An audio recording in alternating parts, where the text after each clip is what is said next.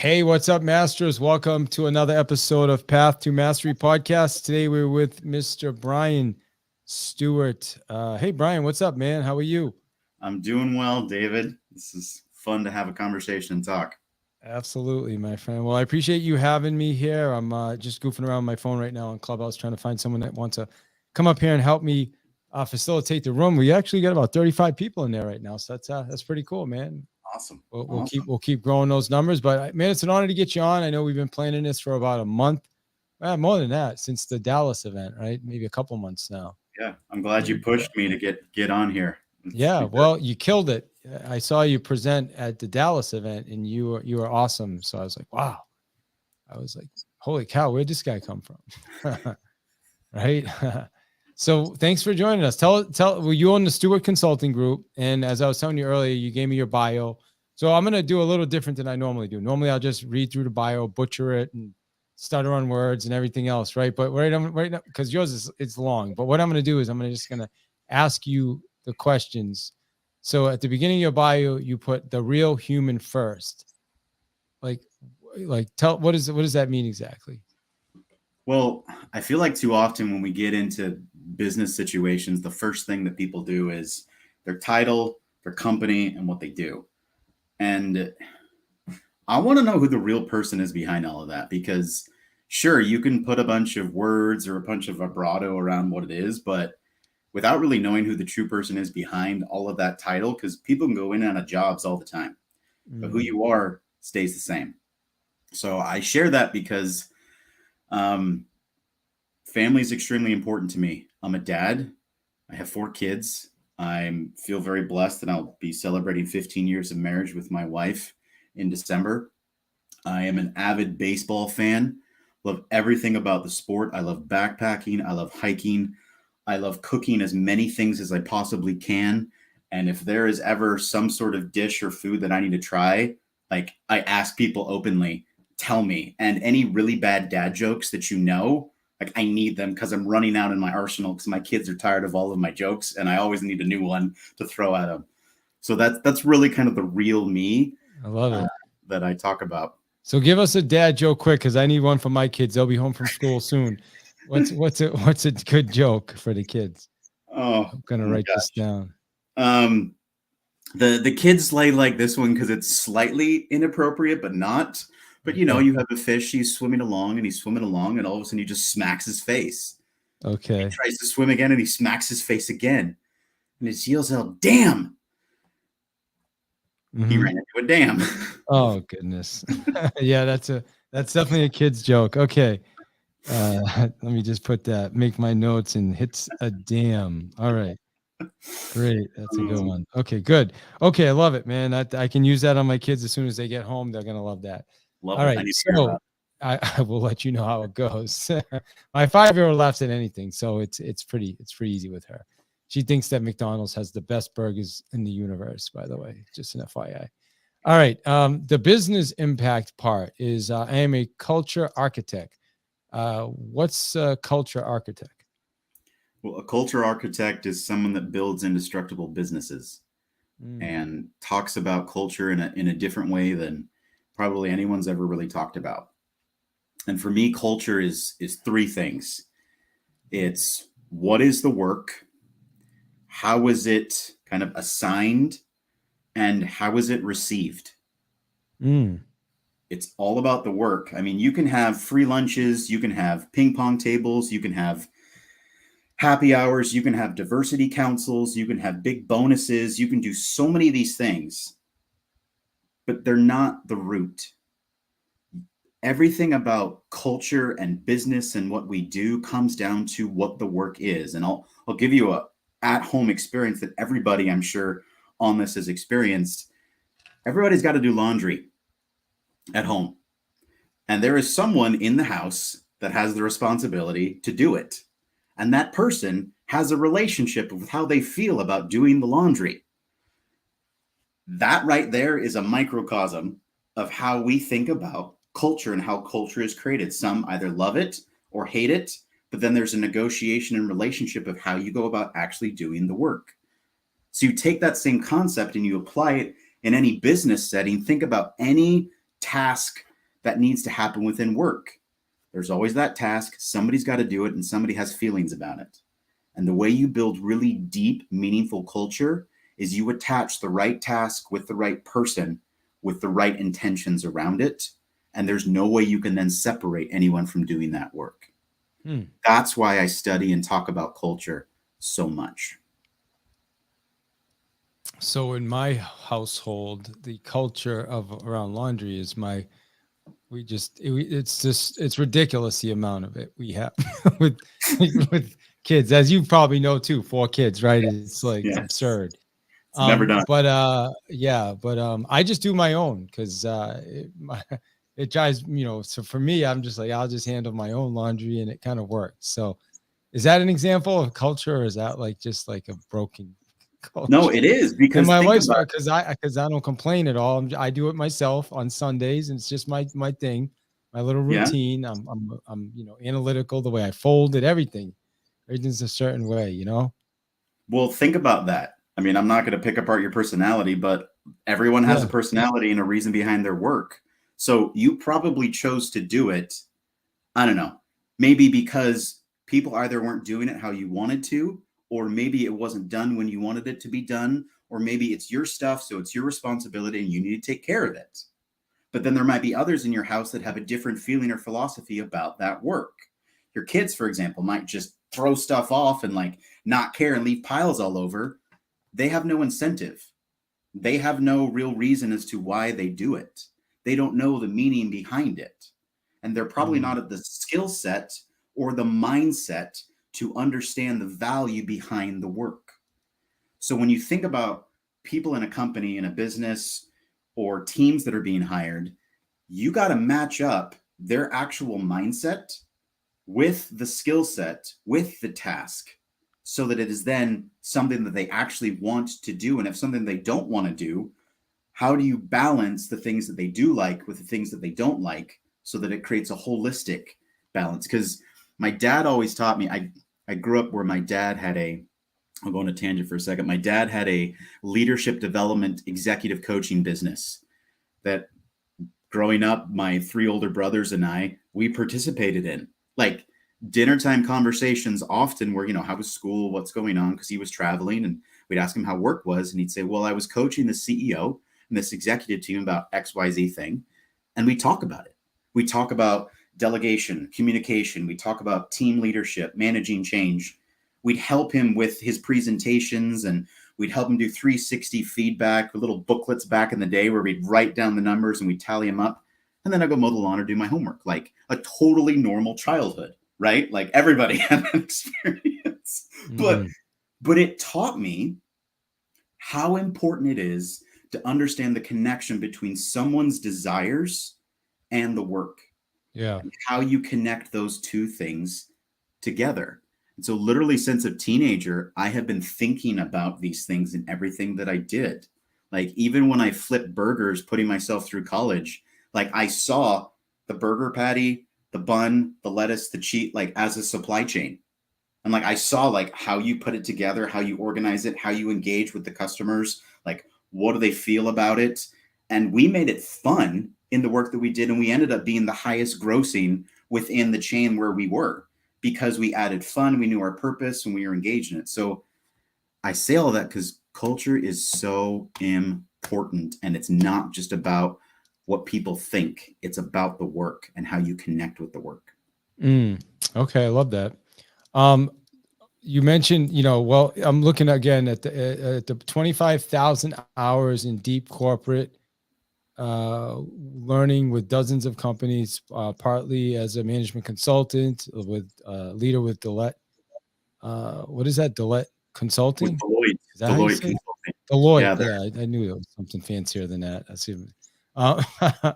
That's great. I've also moved my way up the ladder inside of some of the biggest companies in the world, and got my battle scars and lots of crazy war stories on how to transform a business in the shortest way possible to highly sustainable, profitable business. And it's interesting because when we met, you were we were talking at that dinner, and you walked away from a pretty fat job paycheck to start your own thing, right? Like Yeah. If I'm right, it was upwards of $250,000 they were giving you as like just a salary to do something.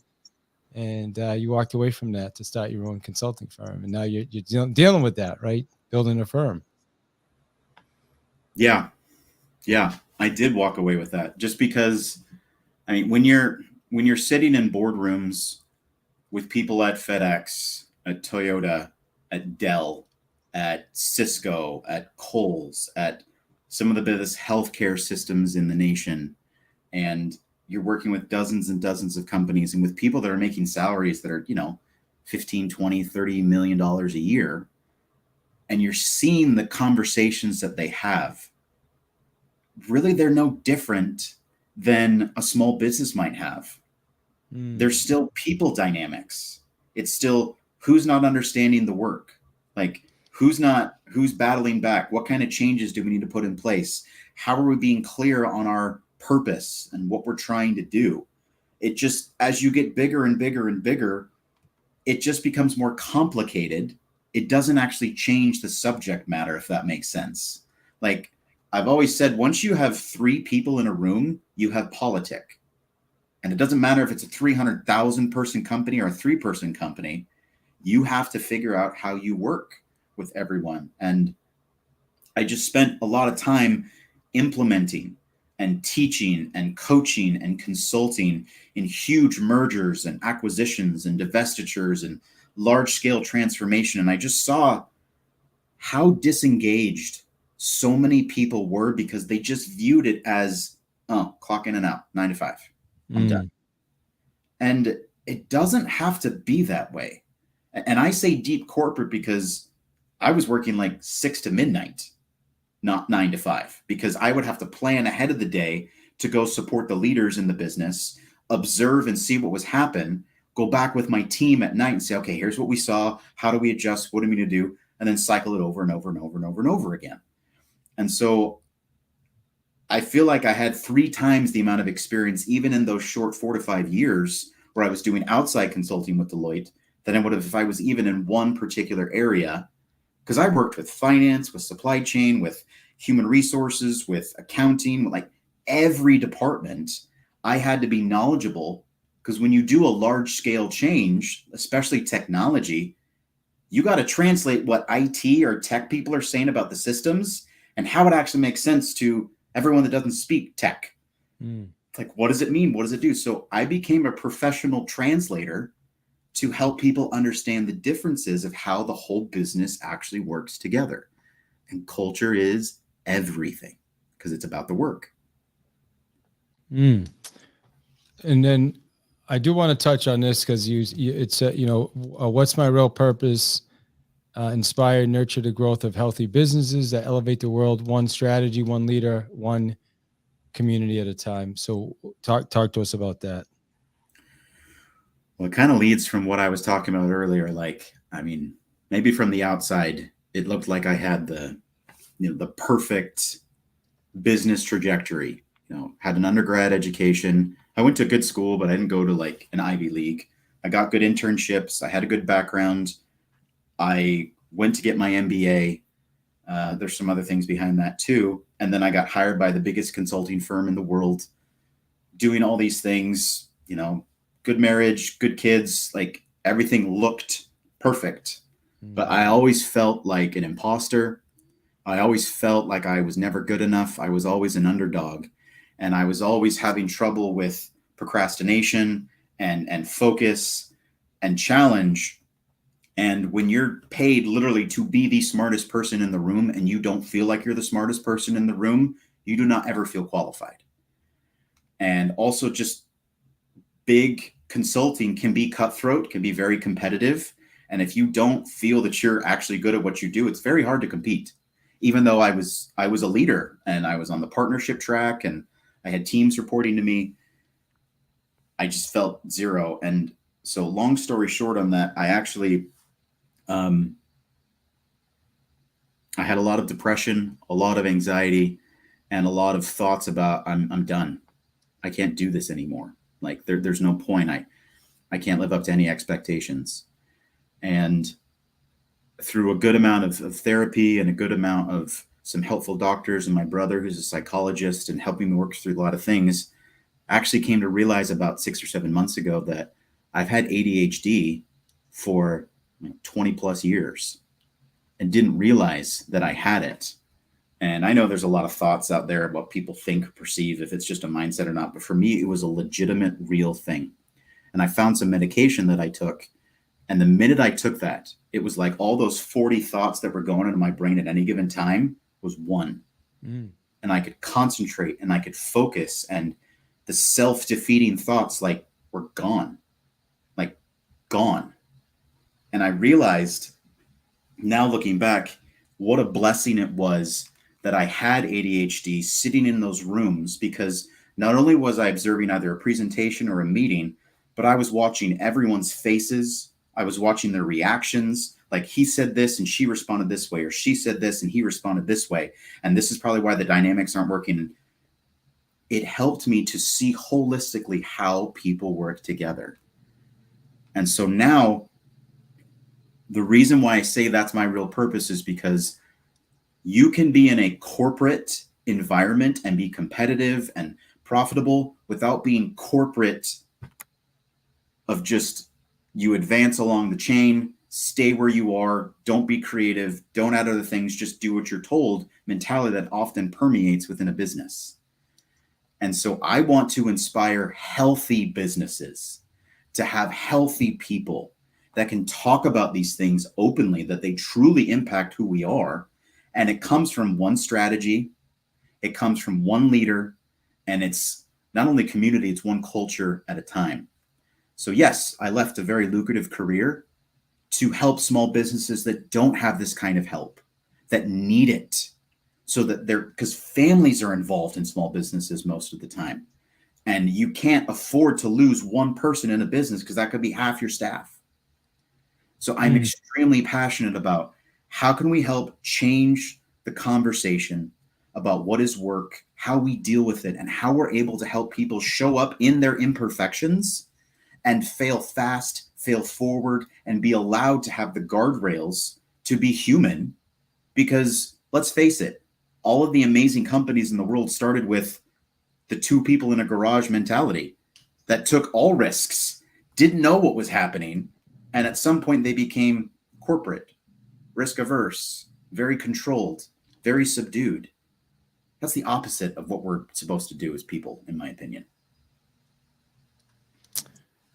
I've got a question for you on the, and I appreciate you sharing all that with us. You just went super, super deep, and thank you for that. And just being transparent. I'm sure a lot of people can relate. Just me listening, thinking like, wow, do I have ADHD? Because I have so many different thoughts going through my mind all the time too, but I feel like find myself battling. I'm just being like, sometimes battling with thoughts like, no, that's not true. I'm like I got this little voice, right? I just thought everybody has it. And I think everybody does for the most part, right? Like, yeah.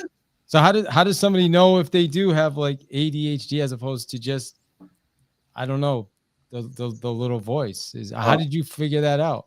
It's a very good question. And I really only can speak to my story because everyone is so unique and different. And I'm not just trying to, push off the answer, but it's really true. There are trained professionals that do this. But for me, it was because of the depression and the anxiety, the ADHD wasn't being handled. And so because of that, I felt anxious that I couldn't do the things I wanted to do. And because I couldn't do it, I felt depressed because, well, I can't achieve. I feel like I'm a high achiever. And I described it like I'm in the most beautiful car you can imagine. I have the map. I know where I'm going. I have food, drinks, full tank of gas, engines on, ready to go. Car's in neutral. And I'm pushing on the accelerator. Like, that's how it felt in my brain. And I finally came to the realization that it's not Brian, it's Brian's brain. And so for me, it was kind of those situations where I'm like, okay, I know I need to do something. It's there. But unless there's like some cataclysmic, I'm going to get fired or this is due in 5 minutes, that's when my brain would kick into gear and say, oh, I need to get it done. Where other people would be like, well, why can't you plan ahead? Why can't you take a week? Like, go for it. I'm like, I know, I want to do those things. Like, I legitimately, do you think I want to wait for the last possible minute to do this? Like, my job's on the line. So maybe if that happens to other people where they feel like they literally can't do something until the last minute because there's this urgency behind it, maybe that's something to look into. And I've learned over the last year and a half so many mindfulness tricks and experiences and things that I can do that help me to balance it. And I no longer see it as a problem. I honestly see it as a superpower, that I am able to think faster and harder than most people, as long as I don't think I'm an idiot, because that voice is still sometimes there. But like, if I'm helping you with your business, I can't help but not focus and say, okay, are you doing this? Are you doing this? Are you doing this? Are you doing this? What about this? Try this, try this. Like, I just have to help. So I'm still a work in progress, but I wake up every day. I'm so grateful I'm alive. I'm so grateful I can keep learning and trying. And it's not about the money. It never really was, but it was for a while.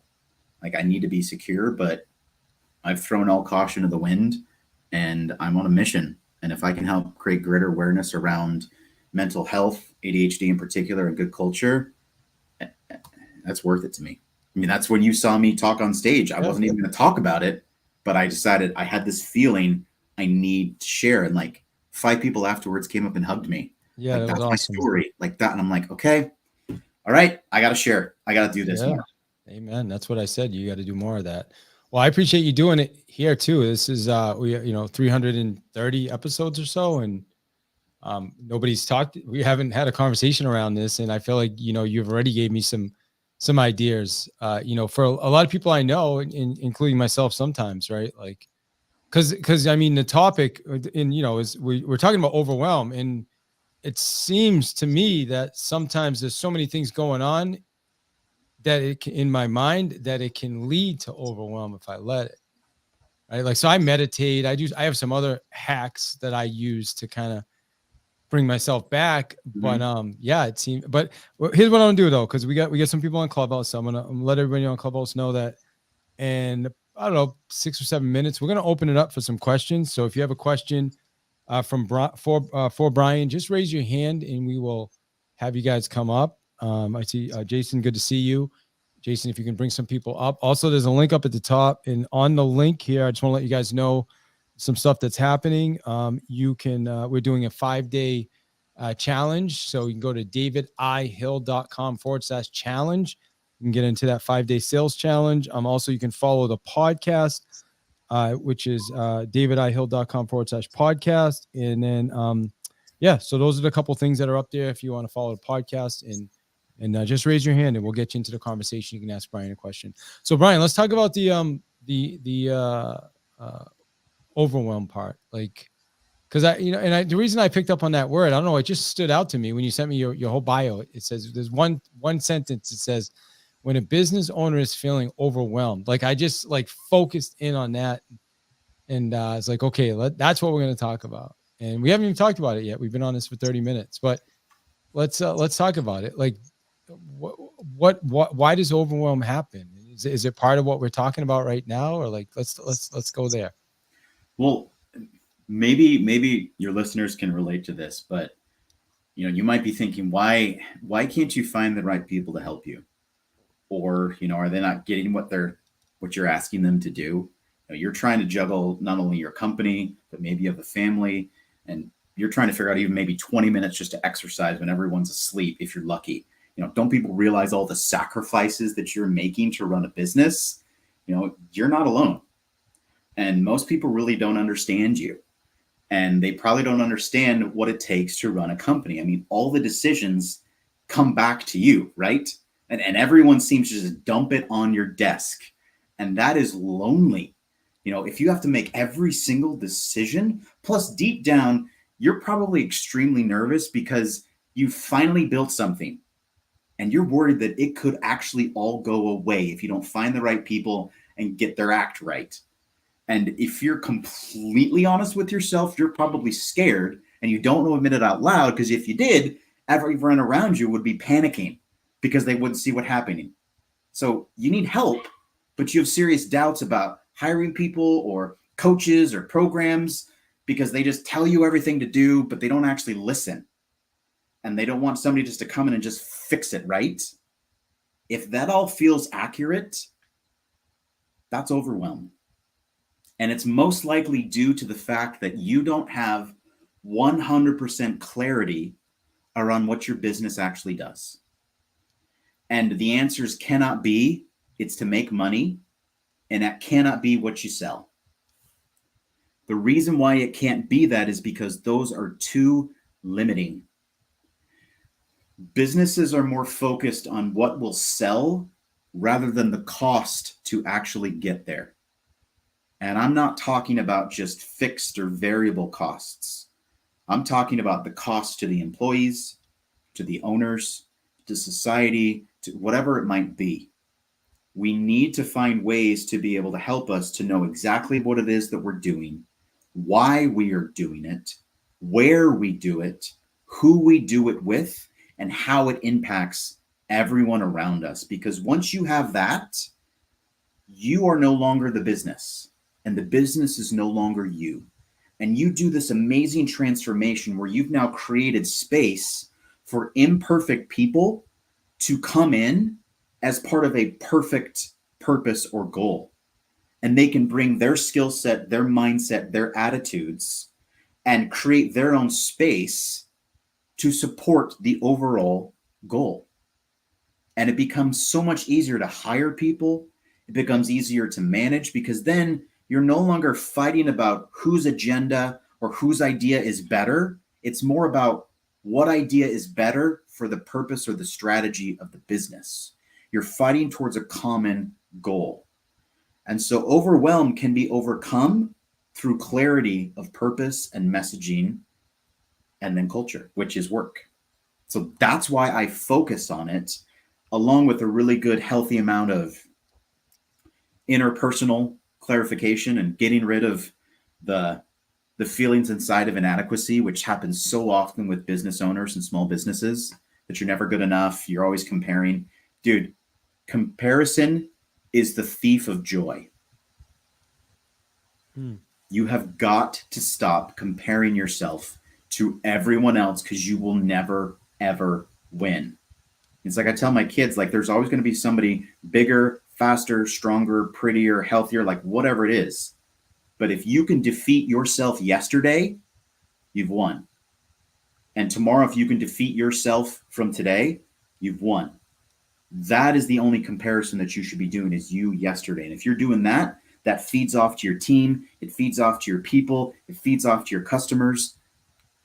And this just isn't pie in the sky. Like this is legitimate data. Like 2022, $605 billion were wasted in US businesses alone because employees were disengaged. Like if you have a healthy culture and you have a $10 million business, for example, you're going to make $7 million more dollars than another company would if you're focused on innovative culture. If you're a healthy company, you might have maybe 10% turnover, which means they're, having to replace them every year. If you have a weak culture, it's more like 50%. And it can cost a business up to $25,000 to $50,000 in lost revenue by losing one person. So if you want to do a really scary math problem, you do $50,000 and say you have 20 people and you multiply that by 10. That's the amount of lost revenue that you just occurred because 10 people left your company. And for small businesses, $1 million to $10 million is huge. Yeah. So I don't just talk about the pie in the sky, touchy-feely, fluffy stuff. Like there is hard data. And the data I just shared is from Deloitte, Harvard, Gallup, and the Society for Human Resource Management. So let me ask you this. So, and then I'm gonna toss it in for a couple questions. What do you like? As I'm listening, I'm with you 100%. I think a lot of our listeners are probably smaller, are definitely smaller business owners. A lot of real estate agents, mortgage. They may have themselves an executive assistant, maybe a couple of VAs. Maybe a small team. So some of them may not relate to the having 10 employees, 20 employees. So what would you say to them? Because like as I'm thinking, I'm like, okay, one of the biggest challenges I see is most people. You tell me if I'm wrong or not, but because I feel like I did it. Is I really didn't have a business. I just had a job with a lot of other people around me. Right, like that's really what I was operating more than anything else, and that's. I mean, is that something that does that make sense to you? And is that common? Yeah, it's so common because you've started it. You know what's going on. You have more energy and desire to create it than anybody else because you started it. Other people are coming into it because they just want a job, or they might have known you, or part of it, but they don't have a lot of ties. So the way that you can create ties is you give them a vision for how their career can be built within the side of the work that you're doing. You delegate. You think of the top 2 to 3 tasks that only require you, and everything else you figure out how to delegate. You have to, because say for example your top thing nets you $500 an hour in profits.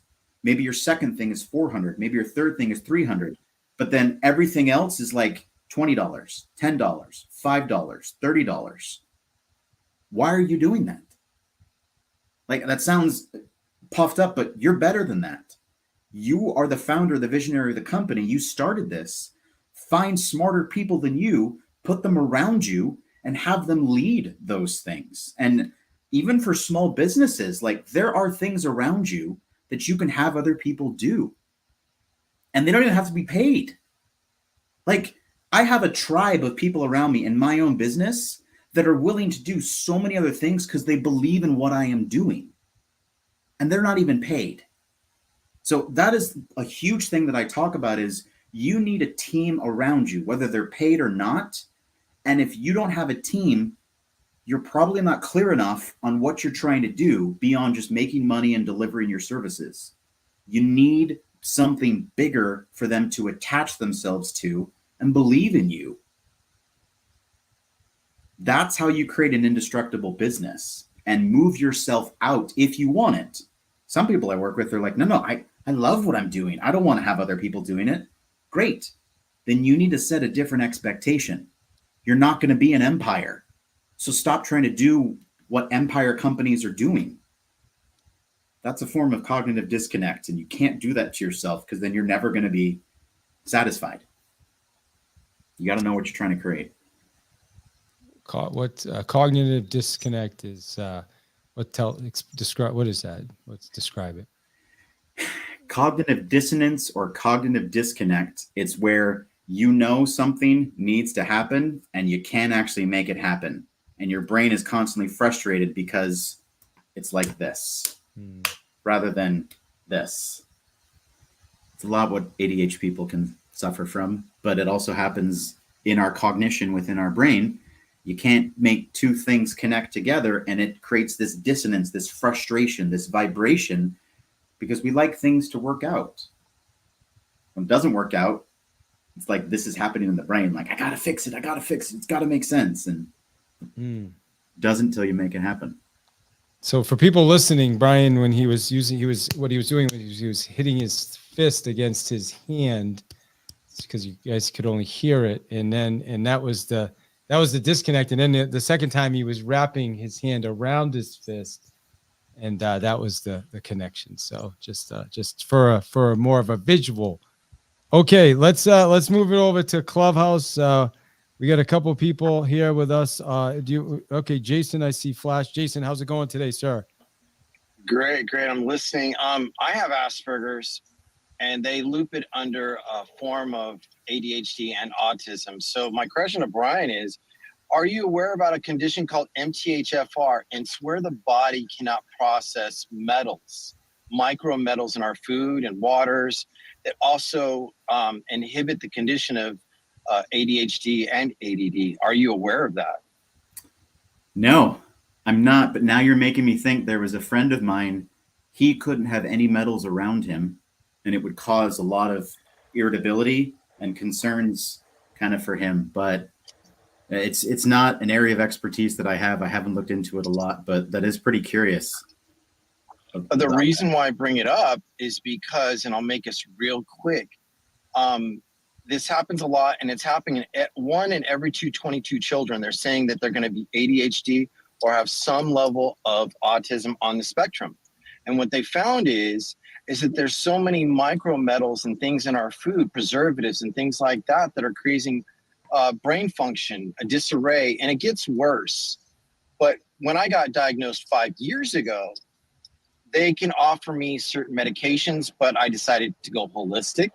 Mm-hmm. And having focus time is key. That's why I heard you stemming earlier. When you were tapping, you're stemming. And that's also, it's to refocus or to let you, it's a physical remedy response trigger that it's like, okay, I know what I need to say. I know what I need to get to. So when you talk about the overwhelming feeling, that's also a part of the condition. So there's a lot of research. There's now becoming a lot of research on this. So thank you for your time. Yeah, that's really cool. I guess that explains why in church I am always shaking the whole pew, and my wife just reaches over and grabs my knee because I'm constantly shaking it. Hey, now I know why. Like, that actually is helpful. So thanks. I appreciate it. You can get tested for MTHFR. It's a test you can order on Amazon. It's a specific test. If you want to do it through your doctor, you have to ask them for it. They won't automatically give it for you. Cool. Thanks. I appreciate it. What's stemming, by the way? What is I that? think his stemming is, say, like nerve.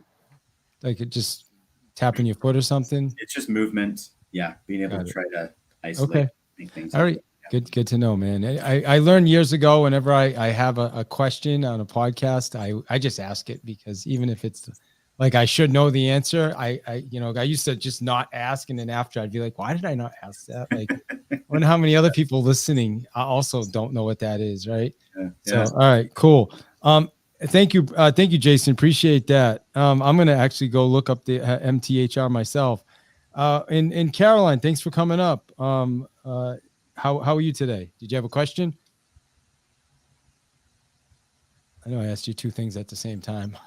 How are you today? Did you have a question? Do you have a question for Brian? All right. Well, Caroline may be stuck right now, or maybe have a bad connection. So, Brian, I'm gonna bring it back over to you, my friend. First off, let people know. Man, you need to write a book or something. Are you doing that now? What are you doing now? Yeah, I'm in the process. I'm about 60, 90 days away from finishing that. And it's going to be about the 5 pillars of unbreakable culture and how you can build that in a business of 1 to 1,000. I'm just trying to pour everything out of my brain into it and try to make it available for as many people as possible. And after I've started to give actually a couple of speeches on stage, some people ask me, like, I need you to do like a program. So I'm trying in the next 60 days, I'm actually creating a program. It's not just a course, but it steps through each one of the pillars of culture, and it helps you identify what you do, how you do it, who does it, what's the impact, and what's the measurement. And you can't like pass to the next step until you've actually answered it all, because that's kind of the challenge I see with courses is you can take it and enlist in it, but if you didn't get it, you didn't get it. Like, you don't go to the next community group until you've actually got it down and you have some peers around you helping you.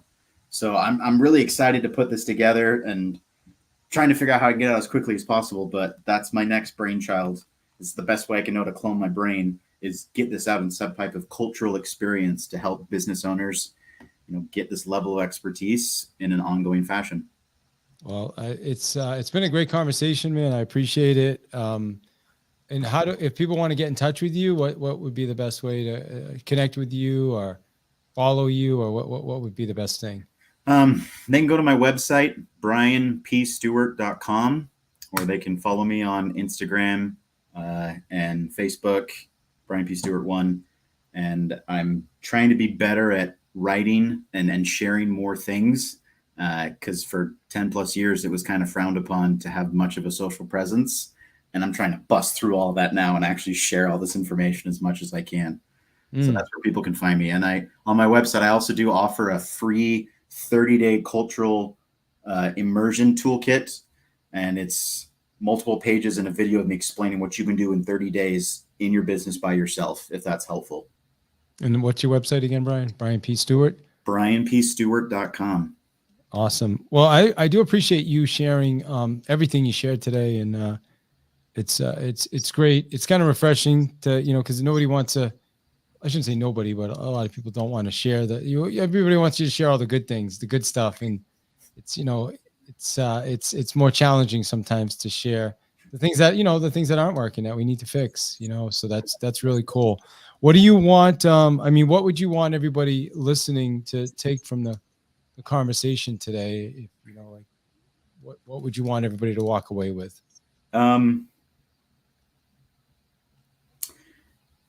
If you're in business because you feel that there's a need that you're trying to fill, you need to make sure that you're being very clear about what it is, and you need to be clear about why you want it. And you need to understand that you are imperfect and you are never going to be perfect. Just put in the work and compare yourself to yesterday and no one else, and keep plugging, because the market will tell you, your customers will tell you, your people will tell you. And if you're not willing to listen, you're not going to be able to go where you want to go. And I'm not saying you're going to be a multimillionaire, but you will be happy because you are actually doing what you want to do, and you're setting yourself on a course to get there. And that is actually the greatest experience any of us can have, because when we arrive, it doesn't feel amazing. I thought I had arrived. Actually, the journey of it is the greatest feeling ever. And I'm so glad I keep having the journey every day now. That's amazing, man. What would you say to, final question, just like for people listening that were thinking early when you were sharing about ADHD and some of the signs, like if you're, what would you, if somebody's like experiencing that, what would you say, what would be your advice to them? Like, where would you tell them to start? I'd start with, if you really want to talk to somebody, go to Psychology Today. There are thousands of practitioners that are close to you. And if you have health insurance, call up your health insurance and find a provider and have a conversation. Because is it worth it to go another couple of years of fighting with your own brain than actually finding out real answers for yourself and getting over the stigma? I think it's worth it, because you are your biggest hurdle in your business, and you're also your biggest asset. So in a way, you're crippling your business because you're not willing to go study yourself. That's pretty egotistical. We got to get over that. We need to help too many people in this world. We got to get over ourselves, get the help we need so we can go help people. That's why we're entrepreneurs. That's why we're small business owners. We see a true need to help that other people can't do. So we got to change the world, and we got to go fix ourselves so we can fix it. Amazing, man. Appreciate that. Thank you so much for your time today, man. It was awesome. Thank you for inviting me. I really appreciated the conversation. Thanks, David.